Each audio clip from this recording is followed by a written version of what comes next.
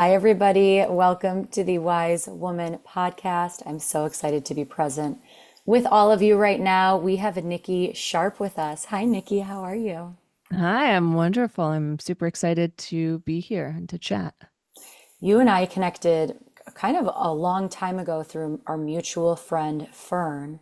And I think it's Hmm. just so funny because I messaged you saying, hi, like we're moving to LA, would love to connect. And I think at that time you were jet setting towards London. And now you're permanently in London. Yeah, well, I moved back. I've been living in London on and off for the past 11 years, and I moved back in February. And just a kind of random fun fact on that, the ongoing joke is that I'm British with an American accent. So I was born in America, but both my parents and all of my family is actually British. So I am, in fact, the only person born there and I no longer live there. I'm back here. My parents do live in two different states. So just a why I keep coming back is my heritage is British. I love that. You're British with an American accent. Yeah. For anyone who's new to you and your work, can you give us just like a brief background as to who Uh, you are? yeah, absolutely. Oh my gosh, where do I start on that? I'll give you kind of the long short version of it. So what I do now is I help predominantly women, but I do have male clients. I help women to understand what blocks are in their life and why they're not seeing the results that they want to have. And we do that through very results driven coaching. I tap into people's subconscious mind, so working really directly with the brain to understand why you do what you do and then how to create new neural pathways. A lot of women get stuck on the how do I change, or an action like I'm going to start a new diet. And we know that if that worked, you wouldn't have to start the new diet. So I help people really get to the root causes of understanding where you self sabotage and making changes, lasting changes. So lasting changes in order to see the results that you want. And kind of the tagline that my clients have given me is that I make people's dreams come true. Mm. Now I got to this place. I'm a two-time best-selling author, creator of kind of the world's number one detox program. It's a 5-day real food cleanse. And I battled two eating disorders for many years of my life. I had body dysmorphia. I had anxiety, depression, terrible skin, you name it. I've pretty much gone through it. And in my own kind of inner journey, as we all go through as humans, I realized that there was no doctors out there, there was no therapist that really could help me understand. Like I didn't feel therapists that I worked with, I didn't feel seen and I didn't feel understood by anyone. And the kind of common thing that they just kept trying to get me to do was either just change my diet. And it's like, well, I that's the place that I'm having the hardest time. So I always kind of inherently knew that there was something underneath all of this of why I wasn't able to see the results that I wanted. And having written, two books on nutrition, hundreds of recipes, and working with clients for the past, I don't know, nearly 10 years, I was able to understand that there was something deeper within all of us as to, like, even using myself as the test subject, really, why I was so unhappy in my life. And I'm someone who, from the outside, you would look, and I had it all. As I mentioned, the two best-selling books. I was on TV, magazine covers, and I was desperately unhappy. And so I just literally quit my life in when I lived in LA, and I moved to Paris, sold everything, and went on a really, really deep inner journey. And through all of this, and understanding the brain and the mind, that's where I was able to finally see the changes that I want and then teach those to other people. Mm. There are so many different pathways to choosing the most authentic self or becoming aligned to the highest possible timeline. I know for myself, I feel like acne was also one of my biggest teachers, and I don't think people talk about that as much. Mm. But I want to dive into what was the thought pattern when you were going back and forth with eating disorders, when it looked like life was exciting and incredible, but on the inside, it didn't reflect what people were viewing on the outside. Where was the disconnection? What was the belief that you needed to rework? Very interesting question. There were a few, and one of them was I'm not good enough. So I was constantly seeking, just trying something new to figure out, why am I unhappy and what am I doing that's not good enough? And that was a really kind of deep inner layer one that I can see from childhood. And we all have these. We have deep rooted beliefs, and our beliefs come to us. Our view of the world happens from when you're 3 months old until 7. That's when your prefrontal cortex is growing. And so by the time you're 7, you have your entire viewpoints and beliefs about the world. And then what the brain does is basically confirmation bias through different experiences as you get older. And so because I felt like my parents, they had their own challenges in their marriage, and I didn't necessarily feel as seen as I wanted to as a child. And I can see how that played out over many, many years of just the eating disorder, wanting to be better, wanting a perfect body, thinking, and the kind of under layers of that is if I had the perfect body, I would be loved, I would be happy. And the reality is, and anyone who's had any form of challenges with eating, and who hasn't, right? Like as humans, we all want something to be different about our lives, whether it's better skin, whether it's you want to lose weight, you want to feel good, you want to feel confident. And I could see that within my own life. And the answer really came when, number one, when I stopped focusing on my body. So where focus goes, energy flows. And I was constantly focused on what was wrong. And if I have a belief of how do I make things better, I'm not good enough. And then I'm constantly seeking perfection. We can see that there's a clash of kind of almost beliefs there. And so shifting my focus of instead of things being not good enough, I was like, what if, and this was many years in the working of changing this belief, but really going in and understanding where I was, that everything is working out and everything, just as you'd mentioned, like with acne, what have I learned from all of these experiences that have been so, so hard? And I think that's one of the biggest teachers that we all have is when things are not going to plan and you're out of control and you have expectations and it's just like things are not working out the way you want.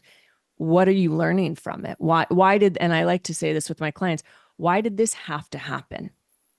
And that for me, when I look back on the eating disorders and the acne and all these different things, it's like, oh, I see all of them had to happen so that I could learn to love myself exactly as I am in whatever shape, size, form, however I'm showing up. And it really helped me to, and you mentioned this word earlier, but authenticity. So really drop into what is my authentic self? Because as humans, we put on masks, anything from we become more people pleasers, or we're scared to be vulnerable, we're scared to show what the real you is, and all of that comes down to we're afraid of judgment. Because what does that mean if someone is judging me and, well, they don't like me, okay? And if someone doesn't like me, then that leaves you sitting with yourself, and most human beings don't really like themselves. So that's really the journey within that I took. And, I continue. I don't think there's no end date or process. We're constantly evolving and growing. So I hope I answered that question. You're speaking to the most common emotional state that a lot of us feel, where what brought us back to ourselves, or what brought us to God, or our spiritual practice, or the self-development path, was anxiety, depression, shit going wrong, a massive breakup, a loss of a job. And we live in a society where we fear that. And I speak about this so often with my community, and I know you do as well, how in those moments of heightened emotional states, or in those moments of really needing to slap your knees and get down to that rock bottom to kind of rebuild yourself, comes the connection, comes the pathway. What I love so much about your story is how you show up on social media and you reflect almost back on the different versions of yourself and how you continue to heal, how you continue to evolve, and how you continue to grow. Can you tell us a little bit about, I know you were quite open about this on social media, if we can go there, because we think we know ourselves and we choose a romantic partner that Mhm. can see us in that moment.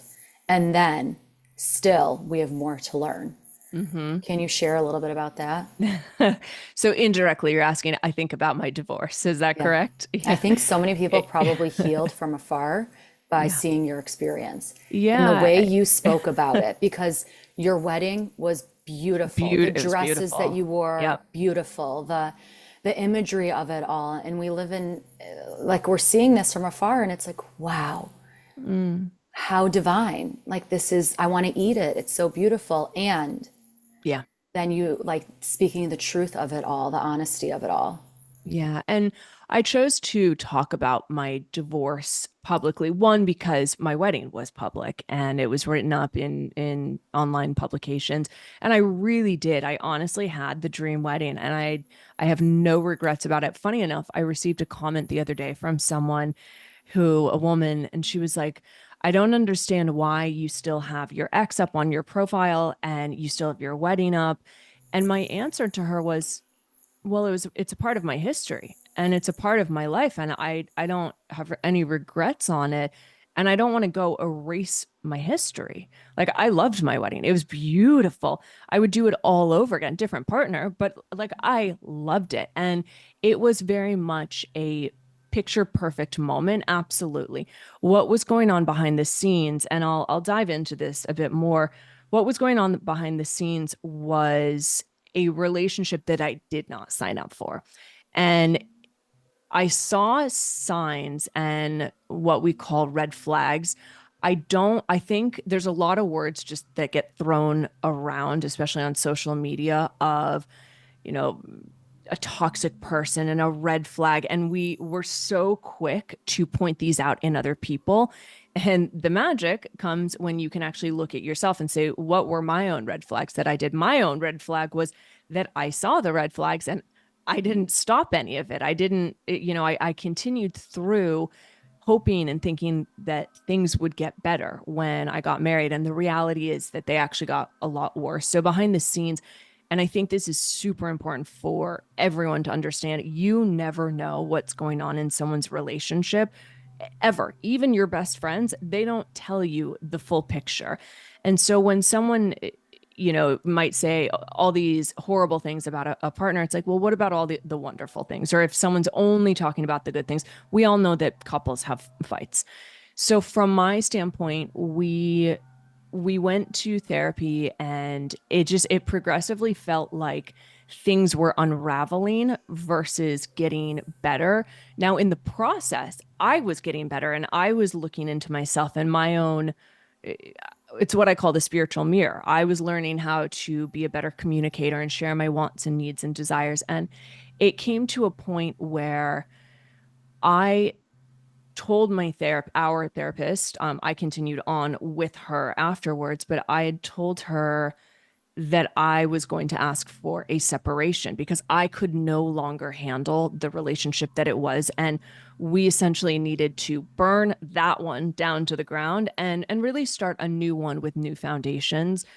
And I think that's not only okay for people to admit, but that more people should do that rather than just hiding behind the fear of, well, if I leave this partnership, I'll never find someone else. And my belief of the world, having changed so many of the beliefs, is that I would rather go out and learn true happiness and be by myself than be in something that is, one, not serving me, and two, making me miserable, and not only that, but unhealthy. So we know that the nervous system is so deeply connected to our emotions, and if you get triggered or activated, it's affecting your nervous system and your body is going into fight or flight. And so just a little science on this, when your body goes into fight or flight, your cortisol and your adrenaline get raised. Now, that's okay for short periods of time, but when you have it ongoing all the time, that's chronic stress. And majority of people are in a state of chronic stress.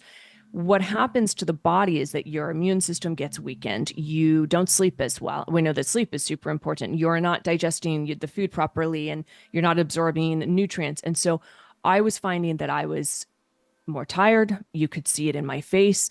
I didn't have as much just I was working I was both working myself into the ground, trying to make up for what was missing in my relationship. And the Zoom is giving me a thumbs up here. Um, all of that was happening. So my nervous system was just constantly activated and I was getting sick often. And I remember talking to my therapist, and in a couple of session, she had said to my ex, Nikki's body is literally shutting down. It's dying. Her body is showing signs that it is not okay. And that's really when I had a kind of clicking moment that I was choosing to stay in a relationship that was making me physically sick. And that's where a big aha came. And I was like, I don't want to be here. My health, your health is your wealth. And you take away health, like we don't have happiness. And you can ask anyone, and I'm sure anyone listening, when you feel overweight or you don't fit in your jeans or you have acne, you don't feel good. So your health is your wealth and your health is directly correlated to your happiness. And I'm selfish. I want to be happy. That's what I've been doing my whole life, is seeking more happiness, more fulfillment. And the greatest relationship that I had, which was my mirror. And as I said, I've no regrets about it because of all that I've learned. I see exactly why I chose this person. I see exactly why I was so like we have almost societal standard that getting married is the end all be all. And the true reality for me was I was excited to get married like everyone else is. And I had the dream wedding, but I didn't have the dream marriage. And that was super important for me to look in the mirror and be like, what am I doing that's contributing to this? And to change those things. And along the way, as I changed and I didn't see my partner meeting me in those changes, it became a question of, do I really want to stay in a relationship where I don't feel like I'm being met? I don't feel like I'm being seen. I feel like I'm being invalidated and gaslit and all of these different things. And so I asked for a separation, and the goal was to go and do our external work and really look within that mirror to how we were both contributing and what we could do to make it better. And what I learned during the separation, I mean, it solidified it for me that here I was going into it really like, I don't think, well, no one gets married thinking they're going to get divorced. No one does. And the true reality became when I was learning that his quote unquote inner work was a continuous blame and kind of shame game towards me and taking no accountability. And I mean, I remember the day that I made the decision and I was like, okay, that's it. I'm no longer in. I'm done. And so yeah, I chose to get a divorce and I kept it quiet on social media because I had no idea what I was doing with my life. I didn't know where I was going to move, what I was going to do. And I didn't want to add on answering questions to people until I knew what I was doing. And so I, yeah, from September when I asked for the separation, and actually just adding one more thing, that summer previously, we were in Europe for a month and the photos look amazing.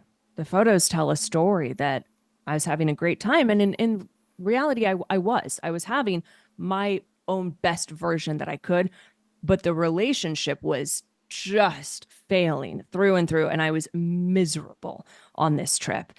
And so this is why I always tell people you can't compare yourself to other people's life. And what I post on Instagram, yes, they're beautiful photos. I like beautiful things. That's just I think we all do. But that photo was it's a 1 millisecond time snap of a frame of 24 hours in a day. And so I don't ever want someone comparing their life to that 1 second that that picture was taken. And I'm very honest in my captions and my podcast about what's, my life, what's going on.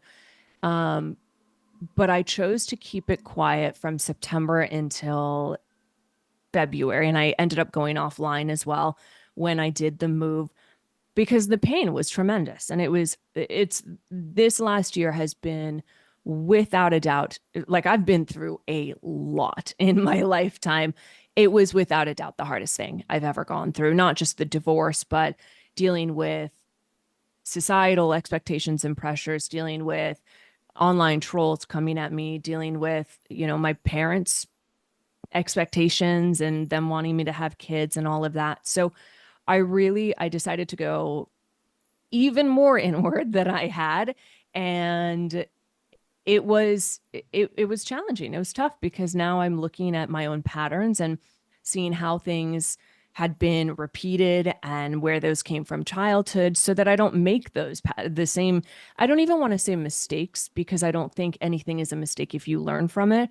But I can say now that I have broken through patterns and the universe has tested me and given me different examples to really check in. But yeah, that's my, I guess, long answer. And we can dive in more if there's any, I guess, follow-up questions. Nikki, you're sharing so generously, and the reason I ask is people are having these awakenings all around the world that they are not feeling seen in their relationships. And you said it yourself. It's not like we go into marriage thinking that we're going to get a divorce. In Judaism, in our marriage contract, we have a specific term that's written in Aramaic in all of our marriage contracts, and it's called a get. And a get gives the woman permission to leave a marriage at any time without needing a male's approval. So it's rooted in ancient history. We're talking biblical. And I Mm-hmm. think it's so important to honor like the practices that existed thousands and thousands of years ago. And also the greatest blessing that we can share with somebody on their wedding day, on their wedding day is that you continue to fall in love with different evolved versions of Mm-hmm. one another. And I know for myself and my husband, we have our daughter just turned 1. And our relationship with each other has greatly evolved in a completely different way. And we are quite different than when we met 6, 7 years ago. We have different, our values are the same, but our interests and how we show up day in and day out. And I also love how you mentioned earlier, our personality, our brain is still forming into our early 30s. And your personality is going to continue to evolve based on how you are showing up for your interests and what you focus on grows. Yeah, I mean, I love that in the marriage yeah, contract or on the day of, as you were saying it. I think it's so important for people to understand, and there are a few key pieces here. Number one is, are you staying in a relationship because of the potential? And I talk about this in my divorce podcast that I did. If you're in a relationship for potential, it is a recipe for failure. You have to really look at what the reality, the truth of it is in front of you. And it's not just about the potential of the other person, because as I had said, people are so quick to blame others. Like a relationship not working out or you're not feeling seen and heard, you are just, there's just as much accountability that one needs to take in yourself as, putting it on the other. And why I say that is that potential, like, are you showing up as your best version in that relationship? Or are you having the thoughts of the potential of them and where they're going to change? And so the change in a relationship always needs to start with you. You need to fall in love with you first. You need to put you first. And as I mentioned, I am honestly one of the most selfish people that you'll meet, but it's done with, I want to be selfishly in love with myself. And that's what my whole life is about. I'm selfishly happy. I'm selfishly in love.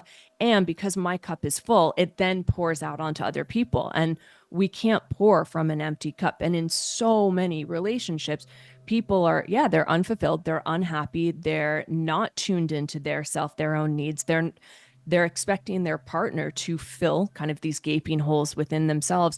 And I always encourage people and women to fill those holes yourself so that you're not meeting, like I really dislike this saying, oh, he completes me. Well, that's insinuating that you were not whole in yourself. And relationships, and especially, our greatest romantic one, the intimate one, it's going to be a mirror to all the sides of yourself that you don't like or you're triggered by, or the change that you want the other person to see, you're getting triggered because that's something within you that needs some sort of healing. And I like to just explain everything in such an easy, kind of like down to earth way. I think there's people get scared off of inner work because it's woo woo, or like it's not. It's just it's the human journey, and I want people to be selfish, to fall in love with themselves and fall in love with their life. And yeah, that might mean leaving a relationship that is not serving you. And why do people not leave? Because of fears, because of these beliefs. I won't find anyone better. They won't love me the way that, or no one else will love me the way that this person did. And the truth of all of that will keep you stuck. And that's why women come to me, because they're unhappy in places in their lives. And so I want to just share and give this permission to women that it's okay to leave a job. It's okay to leave a marriage. It's okay to make a big life altering change. And it is scary AF. And I just did it. And I can say from doing it and sitting in the discomfort, because it was incredibly uncomfortable. And there has been a lot of loneliness throughout it and sitting with myself. But I can also say that that was it genuinely was my dream life. I stepped in and I created my dream life. And I had the audacity, the courage, the bravery to leave that life that was no life. It was no longer my dream. And now I'm in a place where I'm in a new season of my dream life. And I'm like, this version of me and my life is, oh my God, so much greater than I could have even thought. But I had to be willing to sit through the discomfort and the pain and the fear and make some really scary decisions. Hmm. And from doing it, I mean, say, I have never experienced such an amazing, magical life. And it's possible for everyone if you're willing to look in the mirror at yourself and what's not working and not blame other people. We give away our power, your life force drains. And, that's where victim mentality comes in, blame the world. And it's like when you take accountability for you, for your life, for the unhappiness, that's where the magic comes. And I just hope that me sharing my story and talking about this gives someone else permission that it is never too late and you're never too old to make a change. And you don't know what's going to come next. And there is uncertainty. And that's sort of the fun part of life where we can lean into the magic of trust. And that's a word that not a lot of people know how to lean into it. I believe that trust, truth, and God are the same. And this new season that you're in right now, it sounds lovely and vibrant and rooted in your most authentic self and what's feeling good for you. Tell us a little bit about how you kind of like this day in and day out that you have right now that's feeling really good. What's working for you? Oh, my life, everything. No, I mean the there's duality. So it's this, and there's discomfort, there is loneliness. I work from home, so I get human interaction from my clients and when I step outside my door. So yeah, there is a sense of loneliness, and I'm experiencing the most joy and magnificence that I ever have. So that's another key point that I want people to take away, that it's not just one thing. Like everyone's searching and seeking joy and love. Well, joy and love come with being scared about the future and the unknowns and what's going to happen, and that is okay. That is literally the human experience. And so what's working for me now and where I'm at is I have literally no idea what's going to happen. I have a plan for tomorrow, but I've also learned that plans never, like, we rescheduled this podcast so many different times for one reason or another. And I've learned to just trust that everything is happening the way that it's meant. So we were meant to be here exactly now today to record this. And there's no point in going back and, getting angry or blaming or projecting anything of what should have, like the shoulds will kill someone. Mm, Shoulds create expectation, and expectation leads to disappointment. Instead, leaning into the magic of, I don't know what's going to happen. And can I find the joy in this moment now? So even if there's discomfort, can I find the joy?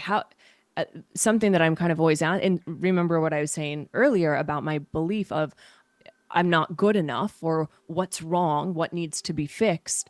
Now it's where and how can I have connection today? How can I make my life sparkly today? And so my flat, for example, my apartment here in London is all decorated for Christmas. It brings me some people are like, isn't it too early? No, because it brings me joy. So why would I limit myself from joy if it's bringing me sparkliness and it's making me feel good? Um, so that's one thing. Another is just I really have leaned into following my own, like, of course there's society and I understand that, but I'm like, I'm going to be as authentic and vulnerable, and to an extent of vulnerability. Like, there's different levels of it, but I'm going to be authentically me. Like, I just actually met a client in person. We've been working together on and off for years. She's done my ultimate transformation program. She's done one-on-one. She happened to be in London, and I said, yeah, great, let's meet for a coffee. And we did. And she had actually just now left me a voice note saying that I am exactly the same as I am online. There's no difference. So I don't wear masks. I'm not trying to be someone for one person. Like how I'm showing up on my podcast, this is exactly how I show up on my own podcast, which is exactly how I show up when I meet someone new or if I have known you. So I've really tapped into just being the most authentic version of me. And as you mentioned with your marriage, it's meeting new sides of myself and learning to like all sides of me. And something that another little kind of tidbit I want to drop is you can love yourself and not like that's that duality. You can love yourself and not like yourself at the same time. There can be parts of you that you don't love or that you don't necessarily like, but can you fall in love with yourself? And once again, that's where magic comes, that duality, and saying it's okay that there's parts that maybe I don't like that I do this, or I don't like parts of my body, or I don't like this relationship. But can I love myself enough to make the best decision for me in this moment now, which brings us into the present moment, because so many people are living either in the past, and I've spoken with so many women on about divorces and just the rejection that comes. Oh, my ex was this, or oh, I miss this person. So, like, you're living in the past. You're living in the past. We got to bring you now. Or people are living in the future. And that's where fears come up, is when we live in the future and we don't know what's going to happen tomorrow. So I've just found it's best to make a plan, enter each day with joy and asking myself, like, what magic will happen today? And funny enough, I somehow find magic every day because that's what I'm looking for. amen, Nikki. It's so beautiful. It's such a good reminder, and it feels very important right now. I love what you said about shoulda, coulda, woulda. I think it's a huge place where we put judgment on ourselves. It's an imbalance of the third chakra, so the gut, the manipura, which is our identity, who we are at our core. It's also our digestion.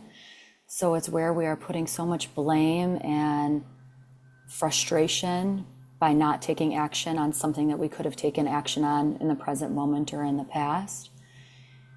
There are so many things that you are sharing that I know are going to resonate with listeners. And if they're listening right now and thinking, oh, like I deeply desire more joy in my life, or I know magic is real, but I don't know how to take steps to bring more magic day in and day out. What would you share with somebody more as a teacher, an educator, on how they can weave more joy, nourishment, magic into their current life? Because this is going to go live, the depths of winter, It's the sun Mm-hmm. setting at 4:30. What can we share with them? I love this question. So it's actually an exercise that I have my clients do. You take a paper, draw a line down the center of it. On the left side, write down what stresses me out in life, and list everything. I want like literally, if people are loud, I want you to write that down. Or you get stressed if you have kids and they don't follow direction. Write every last little thing down. And then on the right hand column, I want you to write down every single thing in your life that brings you joy. And it can be something big like traveling. Like, I love traveling. It brings me a lot of joy. Now, here's the irony of it, the duality. Airports stress me out. Yeah. So, what we want to do is, and your stress list, everyone's stress list is much, much longer typically.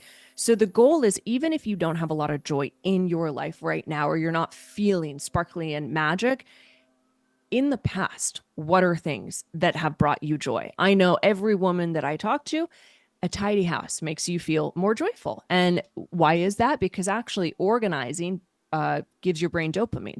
So there is a scientific reason why we like organization.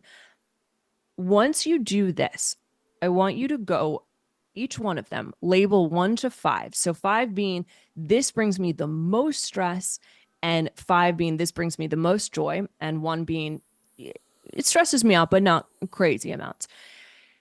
Then once you have this list, and I love these kind of tangible activities because they help the mind to really see, and not, it's not just me giving like, dropping wisdom, which is great, but it is something that someone can take and do at any time, and especially during winter.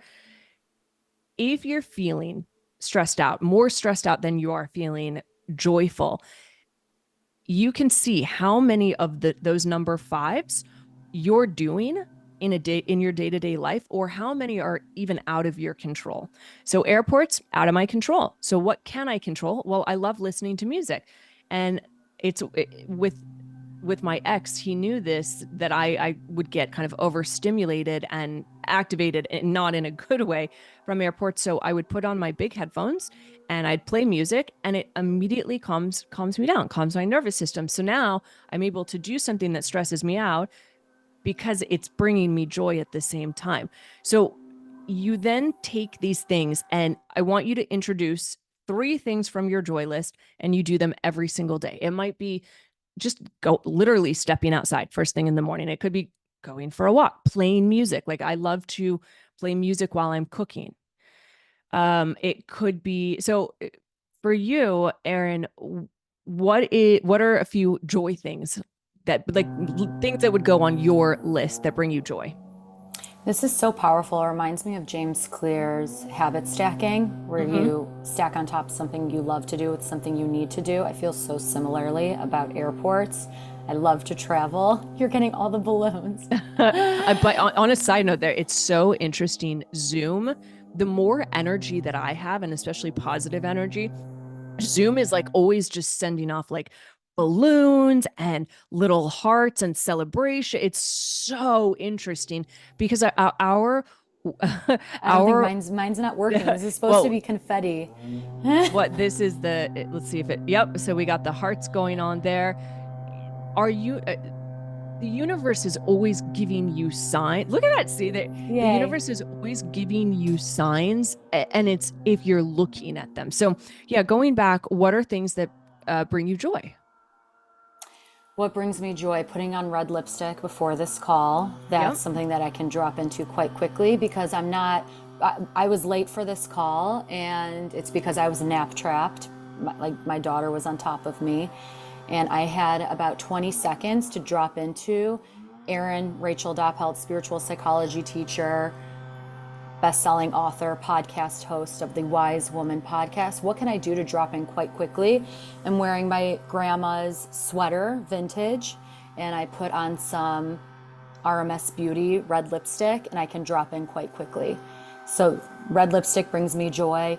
I now Mm-hmm. do, this started accidentally. I had leftover full fat whipping cream from like a pasta recipe I was making a couple weeks ago, and I use that as my coffee creamer. Brings me Hmm. so much joy. Feels like I'm having ice cream for like morning breakfast, the most delicious thing ever.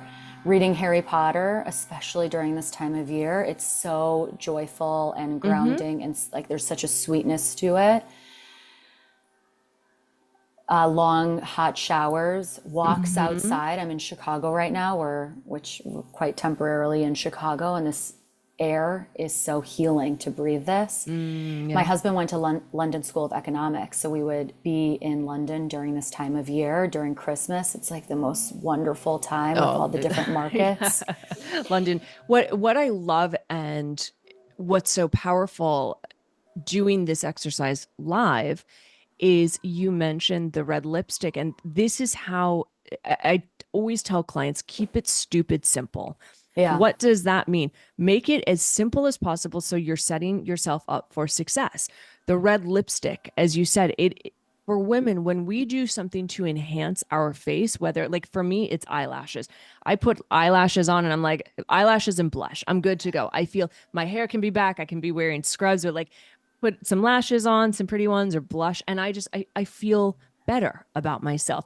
Um, I really want, as someone's thinking about this and using these examples, like I have a bow in my hair. It's cute. It's pretty. It makes me feel good. I'm wearing a cashmere jumper because I like the feeling of it. It brings Mm. me joy. So we get so caught up in our heads that joy needs to be the vacation. No, no, no. We want to bring things in. Like on my desk, for example, I have these beautiful trees and they light up. I haven't lit them up. But they bring me joy and they're brightly colored, more autumn themed. And so I have like my house, people walk in and they're like, oh my God, it's so beautiful, all the energy. I always have incense going or candles. I have beautiful, like fairy lights. And so it's really finding little things that you can add in that bring you joy immediately, not these huge, really, I don't even want to say out of control experiences, but like people think, okay, going on vacation next year, I'm looking forward to that. Great. What are you looking forward to today? That will bring an insight and spark more joy, which then raises your vibration, the emotional vibration scale raises your emotional vibration and takes you out of the more negativity. And as you were mentioning, Aaron, this time of year, it's getting darker, it's colder. I know the politics in America have been a really big thing. People are getting stressed out about that. The holidays get hard because typically people put on weight because you're eating a lot of rich foods. There's less boundaries. People are drinking more and less sleep for some reason, even though, the nights are longer. And so it's really kind of pulling your energy back. And what I mentioned before, being selfish for you, because like I want to feel good. I want to feel good. That it is as simple as that. And what are the ways to feel good? What brings you joy? And just to kind of end on what I was saying with this list, when someone is super unhappy or stressed out, that is because that stress list, that's what you're doing and focusing on every single day versus the joy list. So something that I always love people to take notes during podcasts. I always, drop little bits of wisdom. I would love for if you're listening to this on your phone or take a note, where focus goes, energy flows. So if you're focused on all the things that stress list, guess what? You're going to be more stressed. And we know that when you're stressed out, cortisol increases because you're in more of a fight or flight response. So the very result someone's going to want to see, let's say it's losing weight or calling in a relationship, you're not going to do it from these lower vibrations. And so raising your vibration, and there's a whole science behind that. I won't get into it. All of these things that you want, like how I make people's dreams come true, is because we focus on first and foremost your joy, bringing more joy into your life. That is where you will call in and see the results that you want in your life. Magic attracts magic. And Absolutely. and it's essential that we remember that magic occurs naturally all the time, and we kind of just have to experience a remembering around it. But this is beautiful, Nikki. Thank you. If there is anything that you would want to share with listeners, assuming that this gets in the ear of all listeners around the world, what would you want to share with them? To have more compassion for yourself and kindness. So, we talked about relationships, and we want a partner, and we want our parents and we want our partner to share all the things that are magical about us, right? And all these we want to hear how much our partner loves us and how great we are. And then what we do as humans is we go look in the mirror, we pull on our jeans, and we go down this self-hate spiral. And so showing up with more compassion for yourself of, okay, it's okay if you don't like your body right now. Okay, great. Let's just put it out there. And can you say, I'm not, I don't have the weight that I'm not the weight that I want to be yet. That's a keyword, yet. Or I haven't found the love of my life yet. So that gives you more permission. The compassion piece is just super, super important because like everyone listening, we're all hard on ourselves. We're too hard on ourselves. And so I really just want people to like if you heard nothing else from this other than what I'm about to say, it would be that love heals all and you cannot hate your way into change. And so thinking about how often am I hating myself? Well, how's that working out for you? Is Hmm. that giving you the body that you want? No, it doesn't. So if we want love from a partner, yet we're hating ourselves, there's a disconnect there somewhere. So maybe, just maybe, being a little bit more compassionate with yourself. And it starts with bringing more joy into your life and maybe saying something nice and kind to yourself today, not tomorrow, today. We didn't come into this world to be miserable. We didn't come into this world to suffer. And I think so many people think that suffering is a pathway to peace. Yeah, And there's, it's not. yeah, and you could do it through joy, through alignment, through authenticity. This is wonderful, Nikki. Thank you so much. How can people find you? You can Google my name or find me on Instagram. It's Nikki. Just everything is Nikki Sharp. That's my website. So, and I always tell people on podcasts is come say hi. If you resonated or learned something or you have a question, slide into my DMs and I'd love to hear what you learned from this, what takeaways, any sort of impact. So yeah, I always encourage people to come say hi. And yes, it is me. I manage my own Instagram account and I write back to every single person that messages me. And I love the community that's there. So never feel scared to reach out. And I look forward to chatting and connecting with people. Beautiful, Nikki. Thank you so much. Thanks for hanging out on the Wise Woman podcast. Thank you.